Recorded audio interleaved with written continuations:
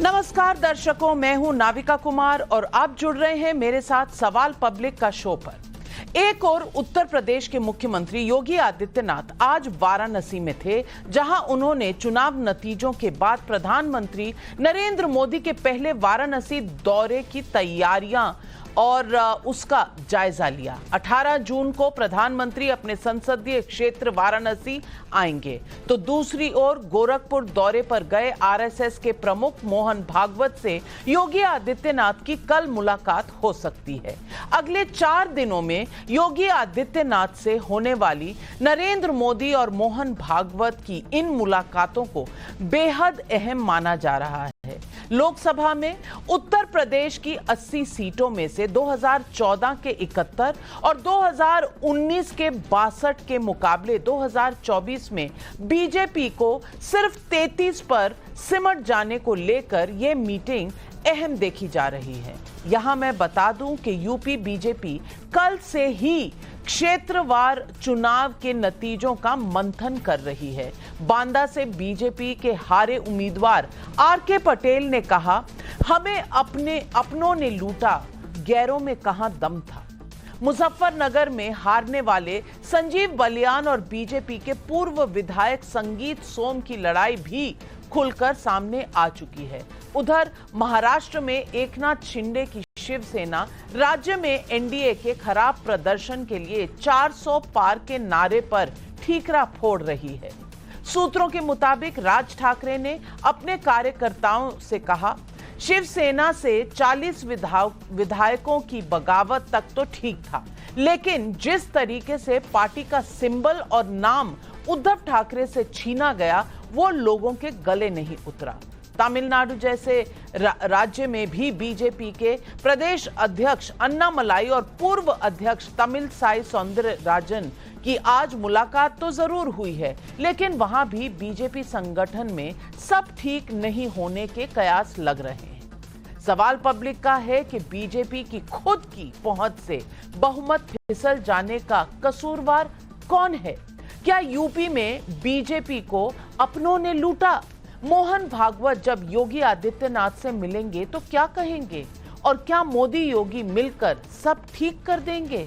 सवाल यह भी उठेगा कि नरेंद्र मोदी तो तीसरे टर्म में बीजेपी को 240 तक ले आए और नेहरू के बाद लगातार तीसरी बार सरकार बनाने का इतिहास रच दिया, लेकिन 99 पर सिमट जाने वाले राहुल गांधी की जय जय से क्या हासिल किया जा रहा है? ये भी एक सवाल पब्लिक पूछ रही है। क्या चुनाव के नतीजों पर मोदी विरोधी झूठ का नैरेटिव चला रहे हैं? और जब एनडीए में सब ठीक, तो यूपी से महाराष्ट्र तक शोर क्यों है?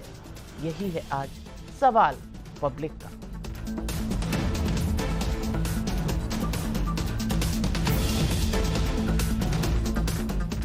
बीजेपी को खुद के दम पर 272 सीटों से चूक जाने को लेकर घमासान मचा हुआ है। आरएसएस नेता इंद्रेश कुमार के बयान से इस घमासान को समझा जा सकता है। सुनिए इंद्रेश कुमार ने आज क्या कहा। अभी इस 2024 में भी राम राज्य का विधान देखिए, लोकतंत्र के परम में कैसा है। जिन्होंने राम की भक्ति की पर धीरे धीरे अहंकार आ गया, उस पार्टी को सबसे बड़ी पार्टी घोषित कर दिया। पर उसका और जो पूरा उसको मत मिलना चाहिए, जो शक्ति मिलनी चाहिए, वो भगवान ने अहंकार के कारण हुआ। जिन्होंने राम का विरोध किया, उनमें से किसी को भी शक्ति नहीं दी, सब मिलकर भी नंबर 1 नहीं बने, नंबर 2 पर खड़े कर दिए। इसलिए प्रभु का न्याय बड़ा विचित्र नहीं है, बड़ा सत्य है, बड़ा आनंददायक है। इसलिए जिस पार्टी ने भक्ति की, अहंकार आया, उसको 241 पर रोक दिया, पर सबसे बड़ी बना दी। जिनके अंदर राम की अनास्था थी, अश्रद्धा थी, और उनको सबको मिलकर 234 पर रोक दिया। कहा तुम्हारी अनास्था का यही दंड तुम्हें है कि तुम सफल नहीं हो सकते। इस सब के बीच चुनाव नतीजों पर यूपी बीजेपी में हो रहे मंथन में अब तक अवध, कानपुर और बुंदेलखंड क्षेत्रों के हारे उम्मीदवारों से चर्चा हुई है। हारे उम्मीदवारों ने बंद लिफाफे में अपनी रिपोर्ट भी सौंपी है। सूत्रों के मुताबिक इन उम्मीदवारों ने हार के जो कारण गिनाए हैं उनमें भीतरघात, विपक्ष का संविधान बदलने वाला फेक नैरेटिव, अफसरों का असहयोग और पार्टी विधायकों का असहयोग बताया जा रहा है। मुख्य कारण यही बताए गए हैं। सवाल है कि अगर इसमें रत्ती भर भी सच्चाई है तो आखिर ये नौबत आई क्यों? मोदी युग की बीजेपी को चुनाव मशीन के तौर पर जाना गया है और पार्टी के नेता हर एक छोटे बड़े चुनाव में लोगों तक पहुंचते रहे हैं, उनसे फीडबैक लेते रहे हैं और समय रहते किसी भी चूक को दुरुस्त करते रहे हैं। ऐसा इनकी कार्यशैली देखी गई है पिछले चुनावों में। फिर इतने बड़े चुनाव में सिर्फ यूपी ही नहीं बल्कि महाराष्ट्र, राजस्थान, बंगाल जैसे राज्यों में बीजेपी से कहां गलती हो गई? सुनिए चुनाव नतीजों के बाद एनडीए में कैसे कैसे सुर फूट कर बाहर आ रहे हैं। कुछ फॉल्स नैरेटिव सेट करने की वजह से कुछ जगह पर हमें नुकसान हुआ है। महाराष्ट्र में भी नुकसान हुआ है। संविधान बदलेंगे, ये होगा, रिजर्वेशन जाएगा, फलाना होगा, कुछ भी नहीं होने वाला था। लेकिन 400 पार वाला आंकड़ा जो है उसके वजह से लोगों के दिमाग में एकदम ऐसी बात हो गई कि ये सब आगे जाके कुछ गड़बड़ होगी। तो हमारे पहले में आए 2 सीट, एक रायगढ़, दूसरी बाराबंकी। एक जगह हम जीत गए, एक जगह हम हार गए। अब उससे कैसे आप बोल सकते हैं कि 48 सीटों पर परिणाम हुआ? हमको तो 2 ही सीट मिले सही मायने में लड़ने के लिए। देश में दूसरे राज्यों में भी तो ये हुआ है। जैसे यूपी, कोई भी बोल नहीं रहा था कि ऐसा यूपी में इतने पीछे बीजेपी आएगी, मगर आ गई। तो उसके कारण जो है ये सिर्फ अजीत पवार गठ ये है, ये कहना मैं वाजिब नहीं समझता। चुनाव हराने वाले ऐसे अपने लोग थे जो भाजपा से ही तमाम लोगों ने अपना विधायक बने, भाजपा से सांसद बने, भाजपा से ही मलाई खाए, भाजपा से ही पहचान बनी जिनकी। ऐसे लोगों ने खुलकर के भारतीय जनता पार्टी का विरोध किया है। तो वही मैंने कहा कि गहरों में कहाँ दम था, अपनों में हमें लूटा, मेरी कश्ती वहाँ डूबी जहाँ पानी कम था। कि जो बिल्कुल खुले तौर पर जिन्हें समाजवादी पार्टी का चुनाव लड़ा और यहाँ बड़ी पोजीशन लिए हुए हैं और सरकारी सुविधाएं भी ले रहे हैं, तो कृपया करके पार्टी, मेरा निवेदन रहेगा, पार्टी इस पर शायद ध्यान देगी और कार्रवाई नहीं। मेरा पानी उतरता देख किनारे पर घर मत बना लेना, मैं समंदर हूँ, लौट के जरूर आऊंगा। उन्हें अपनी हार की समीक्षा अपने घर में करनी चाहिए। आप अपने घर की सीट पे हारे हैं। मैंने जैसा कि बताया कि इतना विरोध होने के बाद भी मैंने सरधना विधानसभा पे नहीं हारने दिया, तो मेरी जिम्मेदारी तो सरधना विधानसभा की है। या मैं इतना बड़ा नेता हूं कि जहां चाहूंगा, जिसे चाहूंगा हरा दूंगा और जिता दूंगा, तो फिर तो मैं ही हुआ ना नेता यहाँ के अकेला। एनडीए और बीजेपी जरूर खुद की उम्मीदों पर खरे नहीं उतरे, लेकिन अगर देखा जाए तो यह प्रदर्शन भी छोटा नहीं है, क्योंकि बीजेपी देश की सबसे बड़ी पार्टी जीत कर आई है। आंकड़ों के मुताबिक गठबंधन सरकार चलाने के लिहाज से सबसे मजबूत गठबंधन से मोदी तीसरी बार प्रधानमंत्री बने हैं। यह बात सही है कि चुनाव नतीजे कांग्रेस इकोसिस्टम को जून में सावन का एहसास करा रहे हैं, लेकिन क्या 99 का आंकड़ा कांग्रेस का तीसरा सबसे खराब प्रदर्शन नहीं है? क्या कांग्रेस 28 दलों को भी जोड़कर अकेले बीजेपी के आंकड़े से पीछे नहीं रही? और क्या चुनाव नतीजों के बाद सब जगह कांग्रेस में शांति है? सुनिए हरियाणा कांग्रेस में कैसे तूफान मचा हुआ। गुटबाजी स्वाभाविक है, गुटबाजी होती है और है। अभी इसको मैं कैसे कहूँ कि नहीं है भाई, तो ये तो है और होती है। लेकिन बात ये है कि चुनाव जब लड़ते हैं, हम ठीक से लड़ते हैं, लड़ा है। टिकटों में जरूर मेरी समझ से हम बेहतर कर सकते हैं। कई जगह आपको दिख भी रहा है। थोड़ा हम अगर अपने राज्य की ओर ध्यान दे देते और कैंडिडेट इंपोर्ट करने की जरूरत नहीं पड़ी। टिकट वितरण बहुत बेहतरीन ढंग से हुआ है। कांग्रेस नेतृत्व ने किया है और उसका किसी भी कांग्रेस जन को उंगली उठाने का नहीं चाहिए। तो आज पब्लिक पूछ रही है सवाल, मोदी ने शान से एनडीए सरकार बनाई, फिर क्यों यूपी से महाराष्ट्र तक शोर मच रहा है? मोदी योगी और योगी भागवत मुलाकातों से क्या बहुमत ना पाने की वजह ढूंढकर सब ठीक कर लिया जाएगा?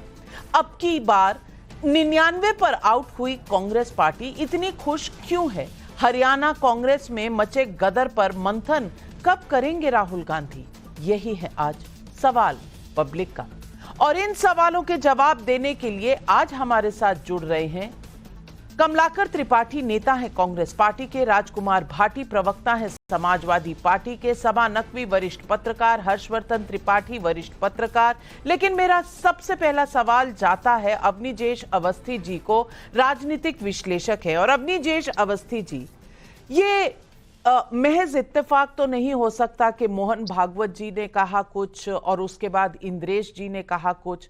कहीं ना कहीं हार का ठीकरा फोड़ा जा रहा है, किसके सर पर फोड़ा जा रहा है ये अभी अगर ना भी समझ आए तो इतना तो पता चल रहा है कि कहीं ना कहीं आरएसएस और बीजेपी के बीच में तनाव जारी है, बढ़ रहा है। और दूसरी तरफ अंदरूनी कलह का कारण बना है जो 240 सीटों पर बीजेपी सिमट गई। वरना मुझे नहीं लगता कि कोई भी बीजेपी या आरएसएस में ये मानता है कि अगर सब कुछ दुरुस्त होता तो बीजेपी 240 पर सिमटती।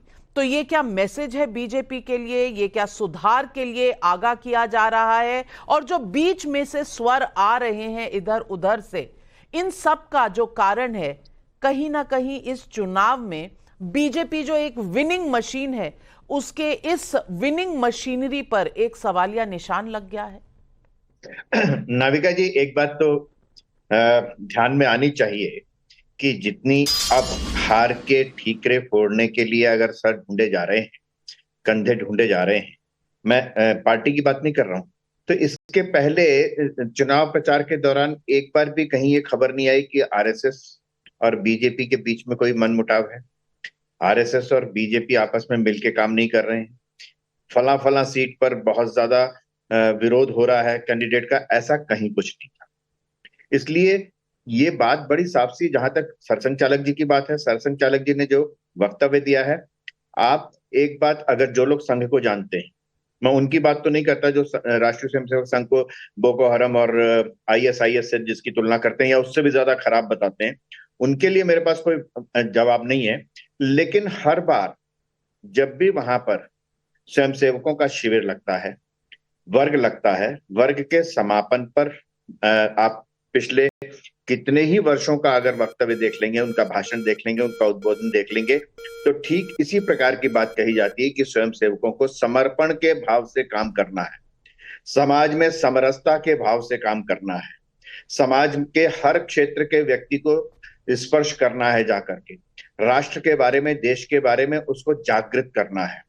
कहीं कोई एक शब्द भी ऐसा नहीं है जिससे कोई ये कह सके, हाँ बाहर वाले जरूर कहते हैं, लेकिन जो राष्ट्रीय स्वयंसेवक संघ को जानते हैं उनको मालूम है कि हर बार आप अगर कहें तो पिछले कितने दशहरा उत्सव हो, ग्रीष्म शिविर हो, शीत शिविर हो, कोई भी ऐसा हो, ये द्वितीय वर्ष का समापन था जिस पर परम पूजनीय सरसंघ चालक जी ने जो वक्तव्य दिया है, तो इसलिए इस तरीके की ढूंढना बहुत है। लेकिन एक बात नाविका जी मैं आपसे जरूर कहूं, इस चुनाव का विश्लेषण एक तरीके से और होना चाहिए, जो शायद इन चुनाव के विश्लेषणों में 240 और 99 के बीच में अटक के रह गया, कि अब कम से कम कमलाकर त्रिपाठी और भाटी जी जैसे लोग या बाकी लोग ईवीएम के बारे में सवाल उठाना बंद कर दें। अब ईवीएम के बारे में सवाल उठाया तो वो निहायत गैर लोकतांत्रिक और भारत की छवि को बर्बाद करने की कोशिश माना जाएगा। इस बात को मैं जरूर मानती हूं अवनीजेश अवस्थी जी के ईवीएम का जो रोज का एक बहाना चल रहा था वो तो खत्म हो गया, इलेक्शन कमीशन का बहाना खत्म हो गया। ये तो इस चुनाव में लोकतांत्रिक ढांचे से मैं कहती हूं एक विपदा हट गई। लेकिन अगर आप मुझे कहें कि 33 साल की पत्रकारिता के बाद मैं मान लूं कि आरएसएस सिर्फ फिलोसॉफिकल और सोशल काम करता है और बीजेपी के साथ राजनीतिक उनका कोई गठजोड़ लेना देना नहीं है, तो मैं कहूंगी हमारी भी पैदाइश कल की नहीं है, बड़े सालों से, बड़े दशकों से हम भी कवर कर रहे हैं। लेकिन मैं सबा नकवी जी आपसे पूछना चाहता हूं। मैं 10 सेकंड का जवाब दे दूं और अच्छा, जवाब दीजिए। मैं 10 सेकंड का और जवाब दे दूं। मैं आपकी बात से पूरी तरह सहमत हूं। बाकायदा राष्ट्रीय स्वयंसेवक संघ से प्रचारक आकर के भाजपा में संगठन मंत्री का दायित्व निभाता है, इसलिए मैं उस संबंध को नकार नहीं रहा हूं।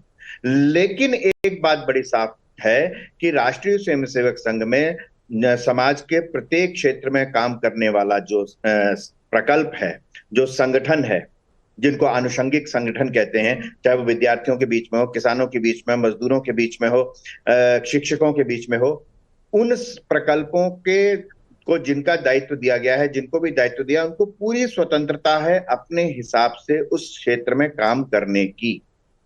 हमारे कहा जाता है कि संघ नहीं करता, स्वयंसेवक काम करता है, और स्वयंसेवक जहां भी है, स्वयंसेवक को अपने दायित्व का पूरी तरह से अनुमान है कि उसको क्या करना। चलिए, लेकिन सबा नकवी जी, मैं आपसे पूछना चाहूंगी, पहले राउंड चुनाव के बाद ही ये एक तरह से शुरू हो गया था विस्पर कैंपेन के, आरएसएस का काडर बाहर नहीं निकला, बीजेपी का कार्यकर्ता बाहर नहीं निकला। अब ये हर चुनाव में तो ऐसा नहीं होता, इस चुनाव में हुआ था। उसके बाद ये भी खबर आई कि कोई बिहाइंड द सीन्स मीटिंग्स हुई, और आज जिस तरह के स्टेटमेंट्स आ रहे हैं, ना सिर्फ आरएसएस से, मैं बात करूंगी बीजेपी के अपने नेताओं से जिस तरह के स्टेटमेंट्स आ रहे हैं, अलायंस पार्टनर से स्टेटमेंट आ रहे हैं, ये मैसेजेस किसके लिए? नाविका जी, मुझे कुछ चीजें तो मैंने आपको शायद नहीं दिखाई, लेकिन मैंने फतेहपुर सीकरी की सीट लीजिए तो वहां आरएसएस बीजेपी का बोर्ड लगा हुआ, आरएसएस के 4 वर्कर थे उस घर में, वो लोग नहीं कैंपेन कर रहे थे उस सीट में। अब मैं जो भी मेरठ में भी प्रॉब्लम थे, वो अलग, बीजेपी ये नॉर्मल होता है पार्टीज के बीच में।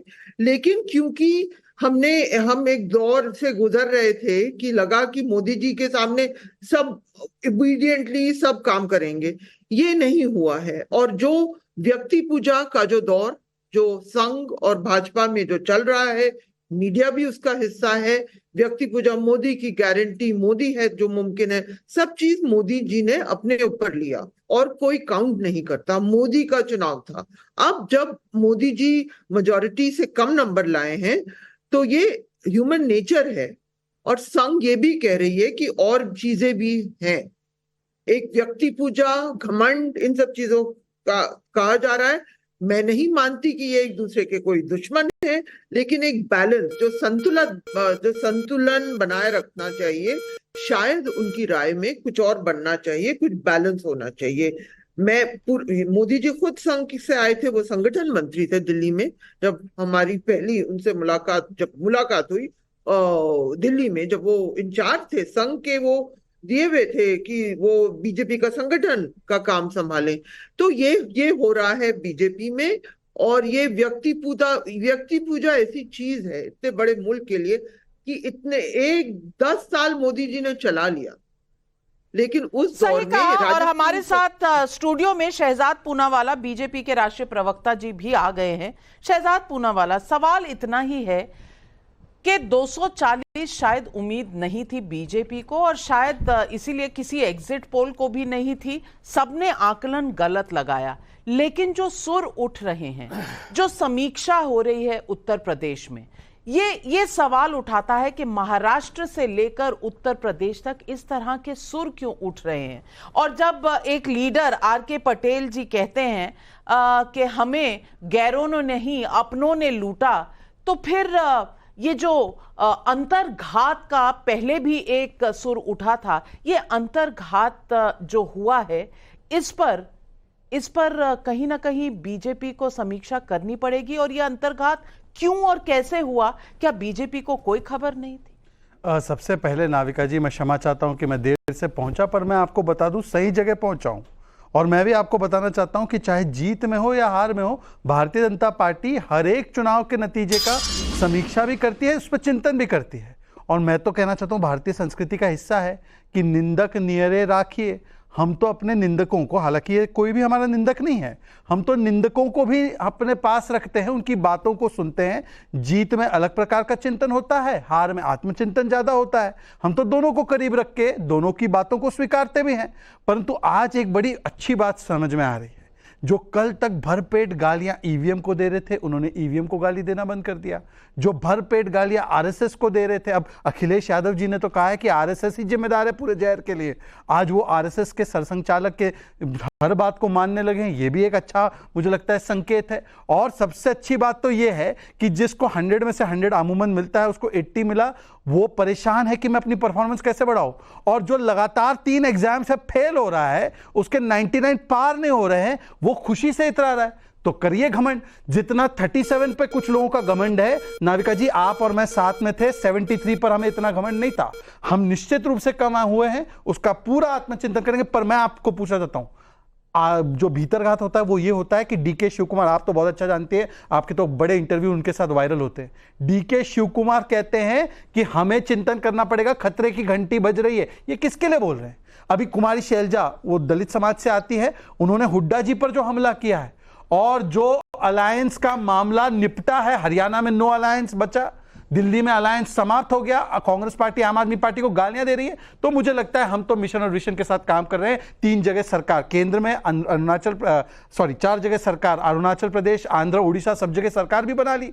और इनका एलओपी अब तक कहां बना? मैं केवल एक चीज पूछना चाहता हूं, एलओपी का पद इतने दिन होने के बाद कांग्रेस ने तो एक तरफा ऐलान कर दिया, भाटी जी से पूछा तक नहीं। भाटी जी को ये मजा आ रहा है कि मैं 30 नंबर की पार्टी हूं, भाटी जी से पूछा तक नहीं उन्होंने। बताइए। कमलाकर त्रिपाठी जी जवाब दीजिए, जो 3 चुनाव में हार कर विपक्ष में बैठे हैं, वो दूसरों की समीक्षा, दूसरों की अंतरकलह में इतने खुश क्यों हैं?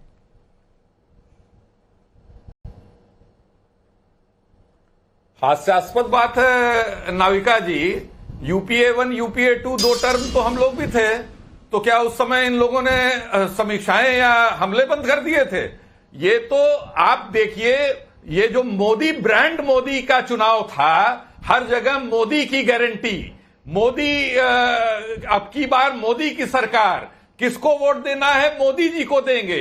एडवर्टीजमेंट्स भी जो दिखाए जाते थे वो मोदी जी कर रहे हैं, इसलिए मोदी जी को वोट देना है। न कहीं एनडीए होता था, न कहीं भाजपा होती थी। आज की डेट में अगर आप अपने जो आपने बड़े बड़े बातें की, 400 पार और ये किया और वो किया, उस पे आप उस चीज को अपने ऊपर क्यों नहीं लेते? स्केपगोट क्यों ढूंढ रहे हो? और जो बातें हैं वो तो सबके सामने हैं। विजय सिन्हा जी ने अभी बिहार में नीतीश कुमार पर हमला बोला कि कोई किंग नहीं और कोई किंग मेकर नहीं, और स्मृति ईरानी जी जो है वो योगी आदित्यनाथ जी से जो है उनकी तकझक हुई थी इस बात को लेकर के कि आपके लोग प्रचार नहीं कर रहे हैं, और बाकी सारी चीजें आपने दिखाई ही।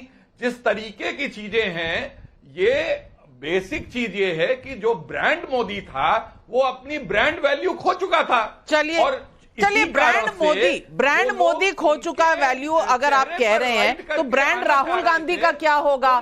44 सीट, फिर 52 सीट, फिर 99 सीट, लेकिन तीनों बार विपक्ष में, और लीडर ऑफ ऑपोजिशन बनेंगे नहीं, संशय अभी उस पर पूरा चल रहा है। और इसके अलावा मैं आपसे पूछना चाहती हूं, उदित राज जी क्या कह रहे हैं कि कांग्रेस जो है बीजेपी की सीटों पर, जहां बीजेपी लड़ रही थी वहां तो बेहतर दिखा रही है, लेकिन कांग्रेस के अंदर से हमें सपोर्ट नहीं मिला, आम आदमी पार्टी से ज्यादा सपोर्ट मिला। और दूसरी तरफ कुमारी शैलजा कह रही हैं, उधर महाराष्ट्र में जो रोज नई खींचतान चल रही है, वो कमलाकर त्रिपाठी जी आपको नहीं नजर आ रही? ब्रांड मोदी रोड हो गया, इसकी जश्न मना रहे हैं आप? नहीं, हम जश्न इस बात का मना रहे हैं कि देश की जो लोकतांत्रिक संस्थाओं पे जिस तरह से कुठाराघात हो रहा था, जिस तरह से उन पे कब्जा करके जो है वो दूसरों को कोर्सिव मेथड्स अडॉप्ट करके जो करने की कोशिश की जा रही थी, कब्जा होता तो 240 सीटें होती शहजाद पूनावाला जी। देखिए, हास्यास्पद बात है कि अब वो फिर से कहीं ना कहीं उसी लाइन पे आ रहे। भाई बताइए, अगर ईवीएम सब हैक्ट होते, लोकतंत्र खतरे में होता, तो ये सीटें कैसे आती? आज तो कम से कम ये बहानेबाजी। और आपने ब्रांड की बात की, ब्रांड राहुल 3 चुनाव में उतने सीट नहीं ले पाया, बीच में नहीं। त्रिपाठी जी मैं आपके बीच में नहीं बोला, त्रिपाठी जी एक स्वस्थ डिबेट का परिचय ही होता है कि आप अपनी बारी में, मैं अपनी बारी में। नाविका जी मैं कैसे बात रखूं, जनता को समझ में नहीं आता ना, जनता को एंजॉय। सुन लीजिए फिर आपको काउंटर का समय दूंगी, फिर समय दूंगी। ऐसा है मेरे भाई, आपने ब्रांड की बात की, आपका जो 3 टाइम से ब्रांड चल रहा है वो एक समय पे जितना चुनाव में सीट लेकर आए मोदी जी 240, वो 3 चुनाव में नहीं ले पाए। आपने यूपीए की बात की, यूपीए 145 पे पहली सरकार बनाती है, मॉरल राइट है उसका। यूपीए दूसरी सरकार 206 पे बनाए, उसका मॉरल राइट है। और एनडीए को 293 मिले तो उसका मॉरल राइट नहीं है। यह गजब का तर्क है आप लोगों का भाई। मतलब कि प्रधानमंत्री नरेंद्र मोदी जी की पार्टी का तीसरा बेस्ट परफॉर्मेंस, उनका मॉरल राइट नहीं, और आपके शहजादे का तीसरा वर्स्ट परफॉर्मेंस है इतिहास का, वो उसका पूरा राइट है। वाह, आप पहले भैया बताइए एलओपी के लिए क्या पूछा आपने? भाटी जी से एलओपी के लिए पूछा है?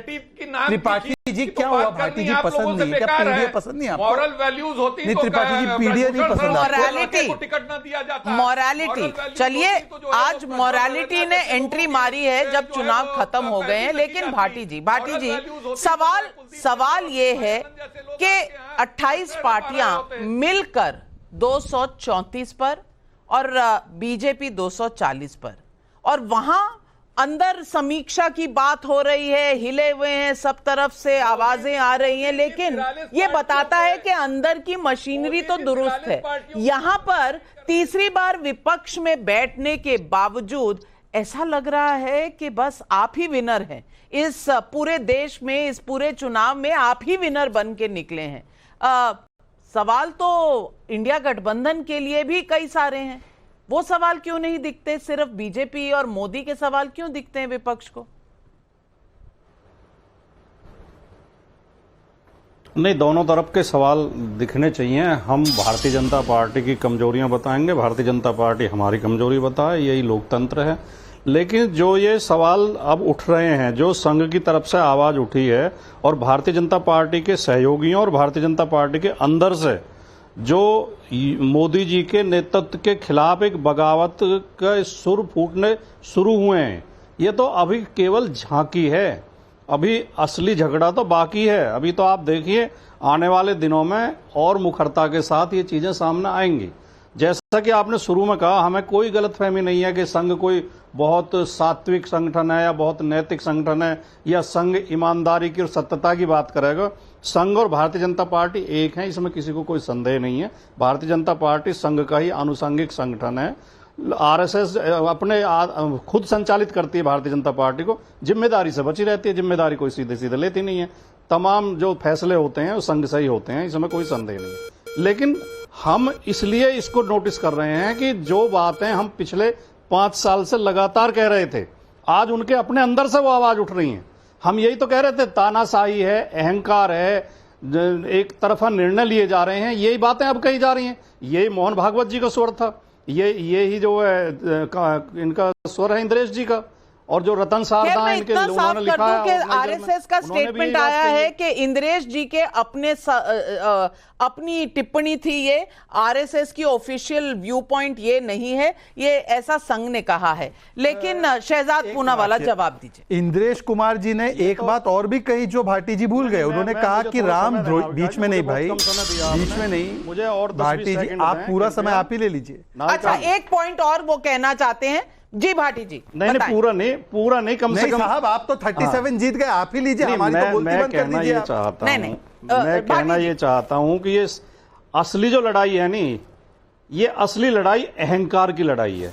पहले संघ के जो संघ निर्णय लेता था उनके महत्व होता था, मोदी जी ने अपने अहंकार में संघ की बातें सुननी बंद कर दी हैं। अच्छा, इस चुनाव में संघ ने कई जगह टिकट तय कर दिए थे, और मैं बहुत जिम्मेदारी की लड़ाई नहीं है, ये अहंकार की लड़ाई बन गई। अब आप जवाब दीजिए शहजाद। अब भाटी जी यदि आपकी अनुमति हो तो बड़े विनम्रता से मैं 2-3 सवाल आपके तरफ दागना चाहता हूं, क्योंकि आपने इंद्रेश कुमार जी का जिक्र किया। इंद्रेश कुमार ने तो ये कहा कि जो रामद्रोही है उनको संपूर्ण तरीके से 234 पे समाप्त कर दिया। तो आप मान रहे हैं ना रामद्रोही है, पहली बात। वैसे राम भक्तों पर गोलियां आप ही ने चलाई है। नहीं, बीच में नहीं भाई साहब, मैंने आपके बीच में नहीं बोला। दूसरी बात, उन्होंने कहा कि अब ये देखिए कि ये पूरी बात सुना करो किसी की। अभी इन्होंने कहा कि अहंकार की बात है, तो मान्यवर ये बता दीजिए कि अब तक तो ये इंडी के नंबर कांग्रेस वाले गिना रहे थे, और जब एलओपी की बात आई तो तू कौन मैं कौन, मतलब कि सीडब्ल्यूसी में रेजोल्यूशन पारित कि एलओपी बनेगा तो कांग्रेस का बनेगा। गया पीडीए साइड में, गए अखिलेश साइड में, गई ममता दीदी साइड में। अहंकार तो इसको कहते हैं मान्यवर, आपके कंधों पर चढ़कर जो 99 तक पहुंचे, अब वो उन्होंने आपको ऐसा साइड कर दिया। और एक और अहंकार का उदाहरण देता हूं, हर्षवर्धन जी बैठे, 10 सेकंड दूंगा।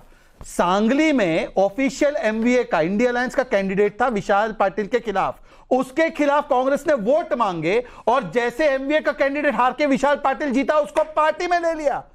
अब बताइए, ये होता है अहंकार, ये होता है धोखा देना। इस पर आप लोग आत्मचिंतन कीजिए। आपके कंधों पर बैठकर 2009 में अहंकारी रूप से कैसे अमर सिंह के साथ बर्ताव किया था भाई? क्या बर्ताव किया था? आरजेडी के 4 सीट आए थे 2009 में भाई, आपको याद है ना? डिनर पार्टी से निकाल दिया था। इसलिए मुझे लगता है अहंकार क्या होता है वो कांग्रेस पार्टी ने आपको कई बार दिखाया, अब भी दिखा रही है। हर्षवर्धन त्रिपाठी जी, चुनाव हमने देखे, जो प्रदर्शन हुआ वो सबने देखा, हैरानगी भी हुई, लेकिन जो इस वक्त सुर आ रहे हैं, चाहे वो संघ से हो, चाहे वो बीजेपी के अंदर से हो, और चाहे जिस तरह की बैठकें हो रही हों, आपको क्या लग रहा है, मंथन है या बीजेपी में दो फाड़ हो रहे हैं? देखिए नविका जी, अगर ये सवाल कोई भी कर रहा है या किसी के मन में आ रहा है कि कोई दो फाड़ हो गए, एक शब्द और मैंने सुना अभी कि बगावत हो गई है, कोई कह रहा है संघ और भाजपा अलग अलग हो गए हैं, तो उनको दरअसल राष्ट्रीय स्वयंसेवक संघ और भारतीय जनता पार्टी के संबंधों के बारे में कुछ भी नहीं पता है। और जो सबसे बड़ी बात है, क्या आप किसी भी परीक्षा में कम रह जाएं, कुछ असफल हो जाएं, जितनी सफलता प्रत्याशित थी वो नहीं हो, तो क्या करना चाहिए? कुछ मोटी मोटी बातें होती हैं, उसमें कोर्स करेक्शन सबसे पहले होता है, कहां कहां क्या गड़बड़ हुई है वो होता है।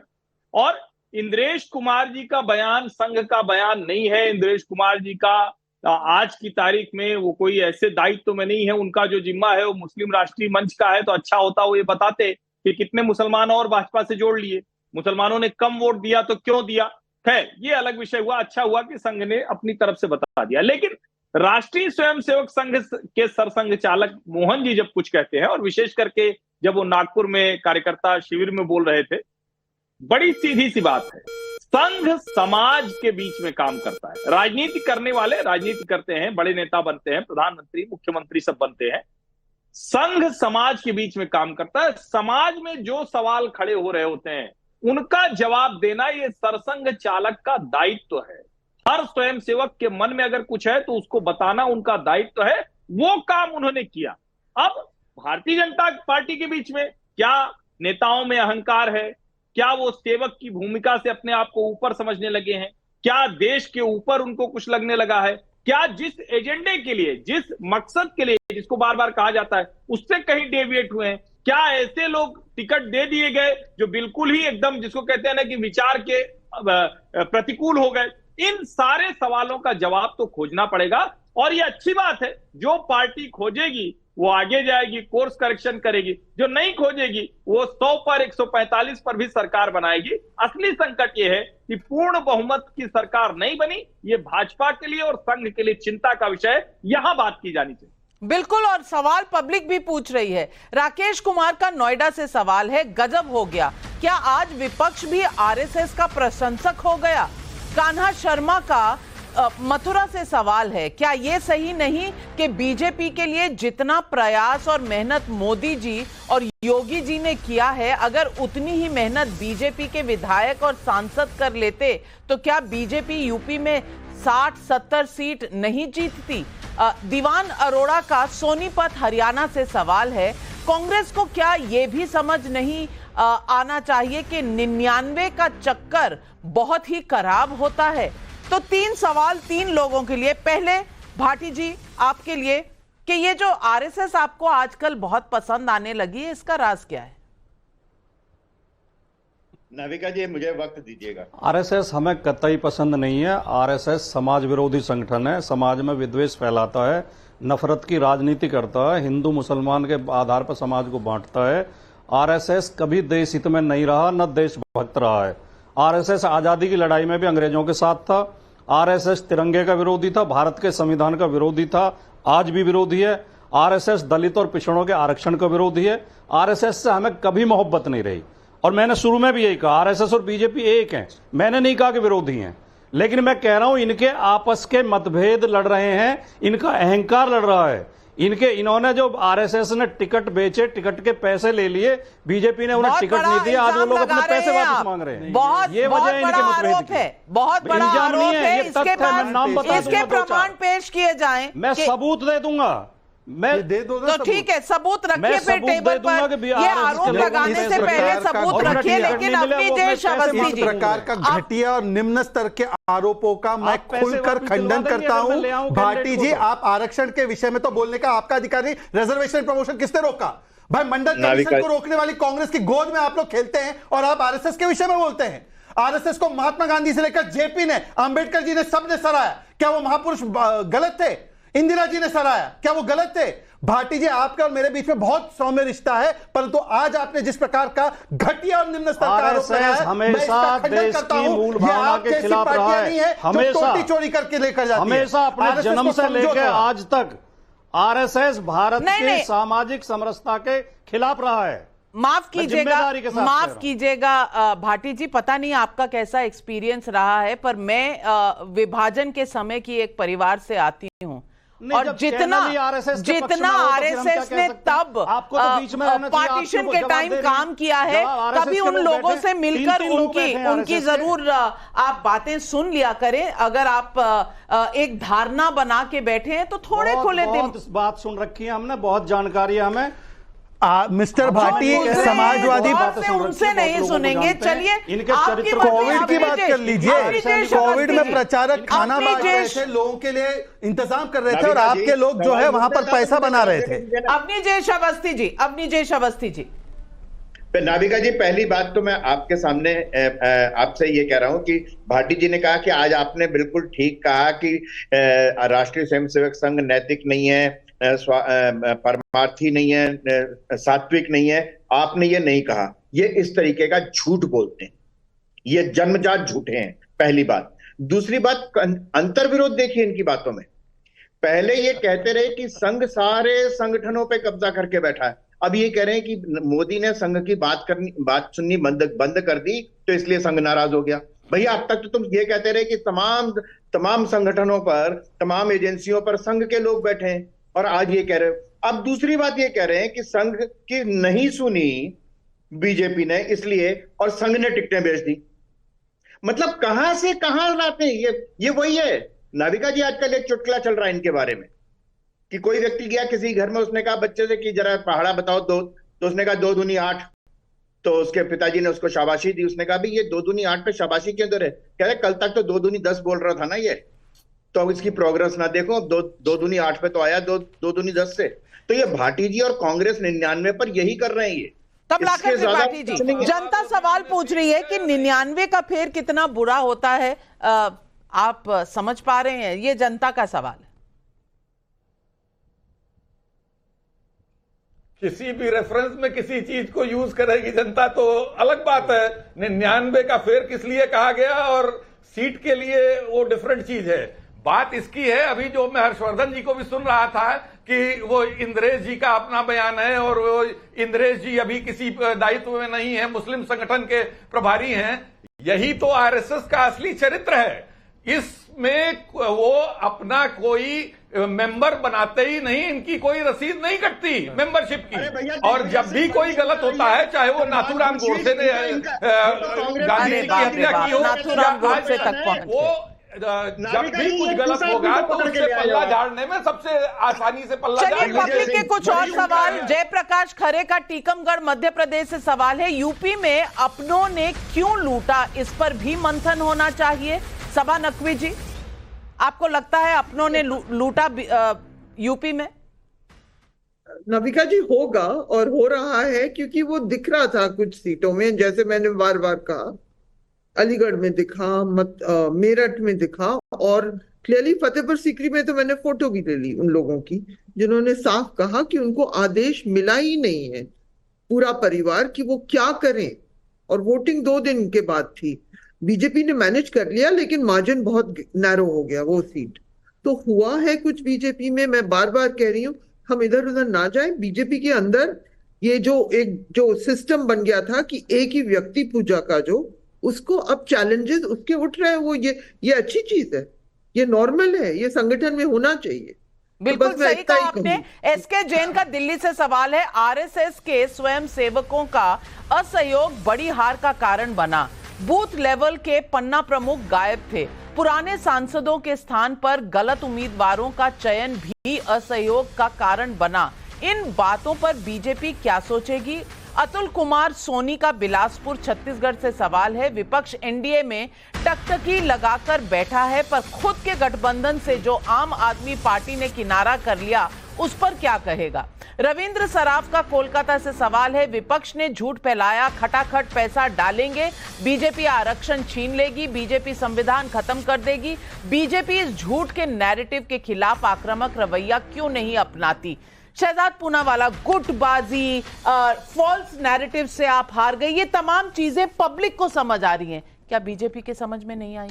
देखिए, मैं तो आपको ये बताना चाहता हूं कि यदि हम लोग 300 से अधिक सीट जीतते तब भी ये चिंतन करते कि और अधिक क्यों नहीं जीत पाए। तो अब जब सीटें कम हुई हैं तो और भी गंभीरता से चिंतन होगा।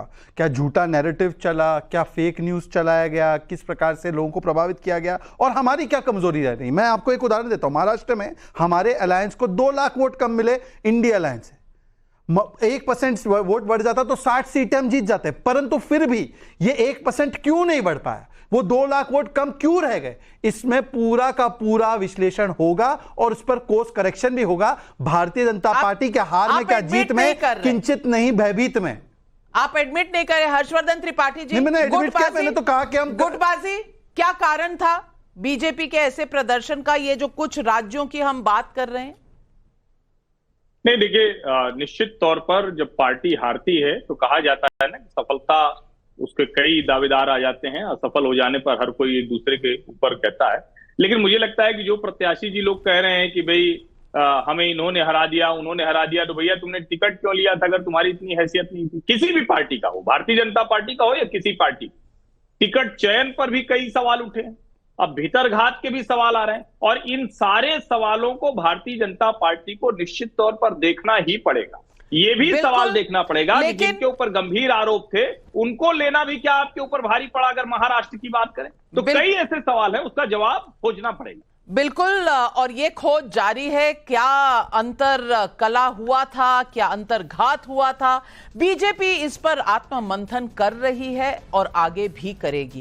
लेकिन एक बड़ी चीज जो इस चुनाव से निकल कर आई है कि लोकतंत्र की खासियत ही यही है कि जिस नेता या पार्टी ने जमीन से उठ रही आवाजों को सुनने में चूक की, उसे नतीजों में चूकना पड़ सकता है। और अगर बीजेपी 272 का आंकड़ा नहीं छू सकी तो निश्चित तौर पर पार्टी ने रणनीतिक गलतियां की ही होंगी।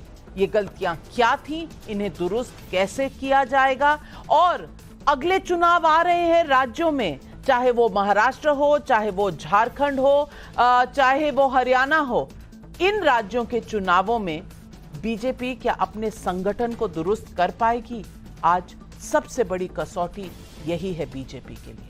मैं तमाम अपने पैनलिस्ट का धन्यवाद करती हूं, हमारे साथ आज सवाल पब्लिक का शो पर जुड़े। लेकिन जाने से पहले दर्शकों आपको बता दूं, देखो खेलो जीतो कॉन्टेस्ट के नए विजेताओं के नाम। 25 मई के विजेता हैं राम मेहर शर्मा हरियाणा से, माधव सिंह राम सिंह ठाकुर महाराष्ट्र से और अवनीश पांडे उत्तर प्रदेश से। 26 मई के विजेता हैं पाल सिंह वारीवा मध्य प्रदेश से, जगनजीत शरण अग्रवाल हैदराबाद से, मयंक गुप्ता दिल्ली से। आप सभी को बहुत बहुत बधाई। लेती हूं आपसे इजाजत दर्शकों, नमस्कार।